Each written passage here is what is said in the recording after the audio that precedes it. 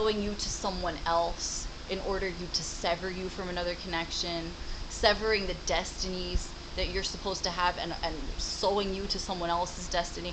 This is the type of shit that happens in root chakra, sacral chakra, and solar plexus chakra attacks. So this is very important to talk about, because these are the symptoms you're probably going to be feeling like you're being sewn into with needles and thread. Tingling and numbness in your arms and your feet are significant. If your limbs just start going numb all of a sudden, someone probably did voodoo on you in order to have access to your presence, be it for attention. Like I've noticed that a lot of people will feel pins and needles when a person steps into their energy during a comedy show, because it's very possible that those comedians are using magic to emphasize their performances, so they really give a wow performance, right? But it's very possible that someone trying to step into your field of attention, to stay there, to remain there, could be causing you pins and needles and numbness because they're actually a practitioner of magic and don't outwardly tell you this. You're also, this is withstanding any and all medical problems that could be causing this. It's not poor circulation. It's actually what it feels like for someone else to be stepping so clearly into your energy in order to emulate you, in order to emulate what you want to see, what you want to know. It's to get into your head. This is what this is. But it starts with getting into the areas of your body that control your sexual impulses, your ability to navigate things on your own, your movement, your freedom of movement, your movement of your feet, your limbs, all sorts of things. This starts with root magic. And root magic is dangerous for this reason, because root magic is the one thing that if you bind someone, for example, they could actually fall over and not know how to get up, because they won't understand why their feet suddenly don't work. And clearly, they would, on their own volition, have feet that work. So this is one example of why this is not okay.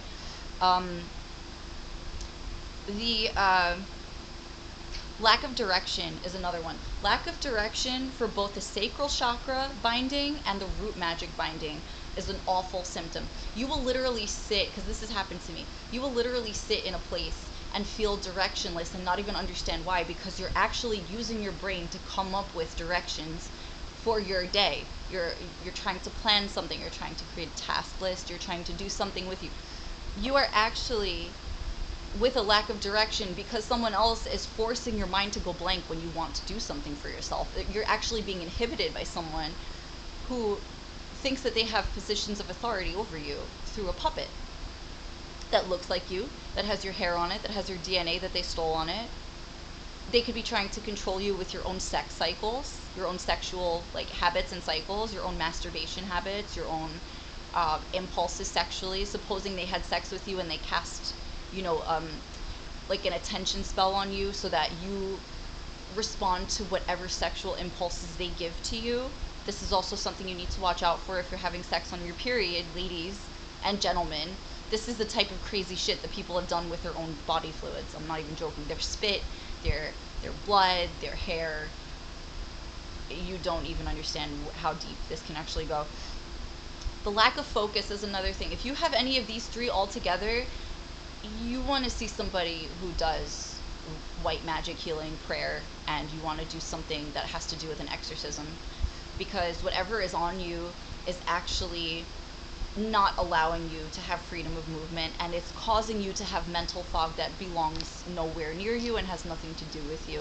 It has everything to do with what someone is doing to you.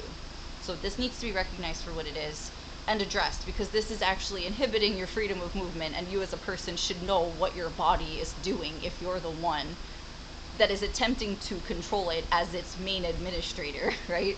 You are admin in your body, so it's strange that anyone would actually try to take advantage of that for themselves, just to see what it would do to you, and to make sure that it does something to you is even worse. It's just, either intention is just not even meant to be. So there's this. There's also feeling drawn to do certain things, or feeling drawn to go to certain people for help. People that you don't even really know. People that you aren't really best friends with, maybe you've seen in passing a few times, but for some reason you feel very compelled to go to them for help.